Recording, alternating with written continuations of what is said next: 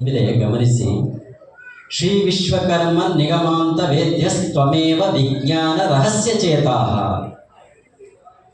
ವಿಜ್ಞಾನ ರಹಸ್ಯ ಚೇತಾಹ ಅಂದರೆ ಆ ನಿಗೂಢವಾಗಿರ್ತಕ್ಕಂಥ ಜಗತ್ತಿನ ಏಕೈಕ ಆ ಚೈತನ್ಯ ವಸ್ತು ಯಾವುದಿದೆಯಲ್ಲ, ನಿಗಮಾಂತ ವೇದ್ಯ, ನಿಗಮಾಂತಗಳಿಗೆ ಮಾತ್ರ ನಿಲ್ಲತಕ್ಕಂಥದ್ದು.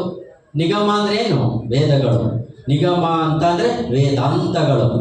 ಪ್ರಸ್ಥಾನ ತ್ರಯಗಳ ಮುಖಾಂತರ ಪ್ರತಿಪಾದನೆ ಮಾಡಿದಾಗ ವೇದಾಂತದಲ್ಲಿ ಸಿಗ್ತಕ್ಕಂಥ ಆ ಪರಮಾತ್ಮ. ಪ್ರಸ್ಥಾನ ತ್ರಯಗಳು, ಭಗವದ್ಗೀತೆ, ಉಪನಿಷತ್ತು, ಬ್ರಹ್ಮಸೂತ್ರಗಳು, ಇವುಗಳ ಮುಖಾಂತರ ಚಿಂತನೆ ಮಾಡಿದಾಗ ಆ ನಿರಾಕಾರ ಪರಮಾತ್ಮನ ಅಭಿವ್ಯಕ್ತತೆ ಆಗ್ತದೆ ಬಂಧುಗಳೇ.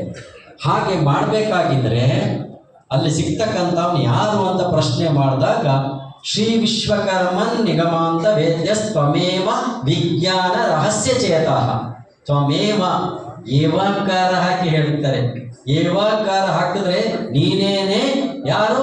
ವಿಶ್ವಕರ್ಮ ಅಂತಕ್ಕಂಥ ಪದವನ್ನು ಇಲ್ಲಿ ಬಳಸಿದ್ದಾರೆ ಬಂಧುಗಳೇ. ಆ ಏಕೈಕ ಪರಮಾತ್ಮನೇ ನೀನು ಅಂತ ಪ್ರಸ್ಥಾನ ತ್ರಯಗಳ ಮುಖಾಂತರ ಚಿಂತನ ಮಂಥನ ಮಾಡಿದಾಗ ಸಿಗ್ತಕ್ಕಂಥ ಪರಮಾತ್ಮ ವೇದಗಳ ಆ ಒಂದು ಪ್ರಸ್ಥಾನ ತ್ರಯಗಳ ಚಿಂತನೆಯ ಮುಖಾಂತರ ಹೇಗೆ ಸಿಗ್ತಾನೆ ಅಂತಂದ್ರೆ, ಕ್ಷೀರೇ ನಿಗೂಢಂ ಘೃತವತ್ಸು ಸೂಕ್ಷ್ಮಂ, ಹಾಲಿನಲ್ಲಿರ್ತಕ್ಕಂಥ ತುಪ್ಪದೋಪಾದಿಯಲ್ಲಿ. ಹಾಲಿನಲ್ಲಿ ತುಪ್ಪ ಇದೆ, ಕಣ್ಣೆ ಕಾಣಿಸುತ್ತಾ? ಕಾಣಿಸೋದಿಲ್ಲ. ಹಾಲನ್ನು ಹದವಾಗಿ ಕಾಯಿಸಿ ಹೆಪ್ಪಿಟ್ಟು ಬಂದ ಮೊಸರನ್ನು ಕಡೆದು ಬೆಣ್ಣೆಯನ್ನಾಗಿಸಿ ಅದನ್ನು ಕಾಯಿಸಿದಾಗ ಸಿಗ್ತಕ್ಕಂಥ ತುಪ್ಪ ಹಾಲಿನಲ್ಲಿದೆ, ಕಣ್ಣಿಗೆ ಕಾಣಿಸ್ತಾ ಇಲ್ಲ.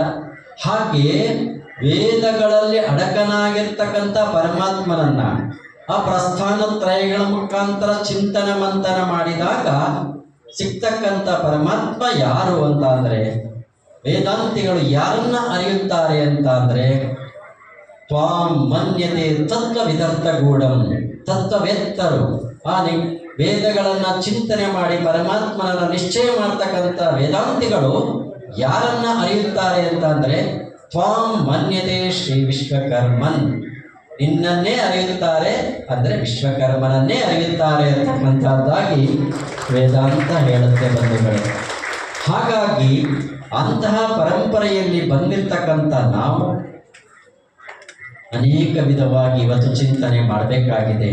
ಶಿಲ್ಪ ಅತ್ಯಂತ ಜಗತ್ತಿಗೆ ಆಕರ್ಷವಾಗಿರ್ತಕ್ಕಂಥ ಒಂದು ಮಾಧ್ಯಮ ಬಂಧುಗಳೇ. ಶಿಲ್ಪದ ಮುಖಾಂತರ ಇಡೀ ಜಗತ್ತನ್ನೇ ನತಮಸ್ತಕಗೊಳಿಸ್ತಕ್ಕಂಥ ಶಕ್ತಿ ಅದಕ್ಕಿದೆ.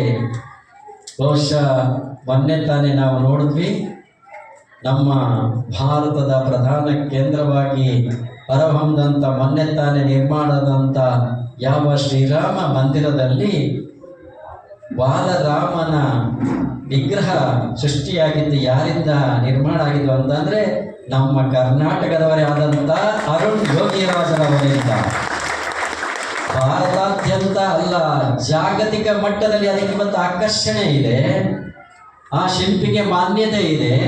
ಹಾಗಾಗಿ ಅಂಥ ಶಿಲ್ಪವನ್ನು ಅರಿಯುವಡೆ ನಾವು ಶಾಸ್ತ್ರ ಸಹಿತವಾಗಿ ಇಟ್ಕೊಂಡಾಗ ಮಾತ್ರ ಮಾನ್ಯತೆ ಸಿಕ್ಕುತ್ತೆ.